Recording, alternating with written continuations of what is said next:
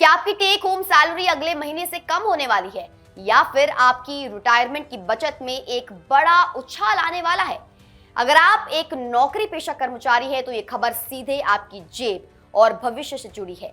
सरकार करीब 12 साल बाद पीएफ के नियमों में एक क्रांतिकारी बदलाव करने जा रही है, जिससे पीएफ योगदान की अनिवार्य सैलरी सीमा को 15,000 रुपए से बढ़ाकर 25,000 रुपए करने की तैयारी है। सुप्रीम कोर्ट के कड़े निर्देशों के बाद केंद्र सरकार इस प्रस्ताव को अंतिम रूप दे रही है, जिसका असर देश के लाखों कर्मचारियों और उनकी कंपनियों पर पड़ने वाला है। कर्मचारी भविष्य निधि संगठन यानी ईपीएफओ के तहत वर्तमान में केवल वही कर्मचारी अनिवार्य रूप से पीएफ के दायरे में आते हैं जिनकी बेसिक सैलरी 15,000 रुपए प्रति माह तक है।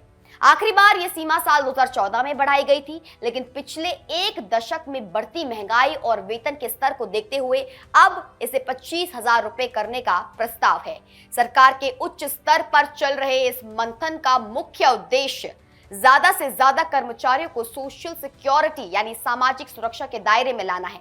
अगर इस प्रस्ताव को अगले महीने होने वाली सेंट्रल बोर्ड ऑफ ट्रस्टीज की बैठक में मंजूरी मिल जाती है तो ये नया नियम 1 अप्रैल 2026 से पूरे देश में लागू हो सकता है। इस बदलाव का सबसे बड़ा असर आपकी टेक होम सैलरी और भविष्य की बचत पर पड़ेगा। नियम लागू होने के बाद 25,000 रुपए तक कमाने वाले सभी कर्मचारियों की सैलरी से पीएफ की जो कटौती है वो अनिवार्य हो जाएगी।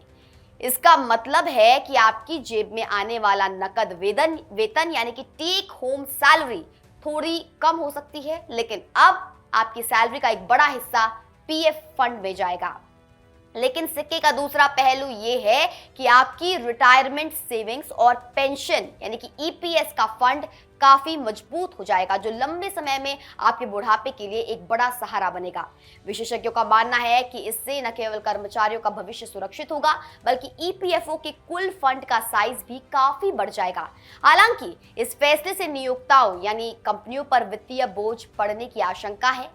कंपनियों को अब पहले के मुकाबले अधिक कर्मचारियों के लिए पीएफ में अपना हिस्सा यानी कि एम्प्लॉयर कंट्रीब्यूशन जमा करना होगा, जिससे उनकी लेबर कॉस्ट बढ़ सकती है। नए लेबर कोड्स के आने से कंपनियां पहले ही दबाव महसूस कर रही हैं। ऐसे में पीएफ की सीमा बढ़ना उनके लिए एक नई चुनौती होगी। फिर भी सुप्रीम कोर्ट का तर्क साफ है। बढ़ती महंगाई के इस दौर में 15,000 रुपए की सीमा अब तर्कसंगत नहीं रह गई है।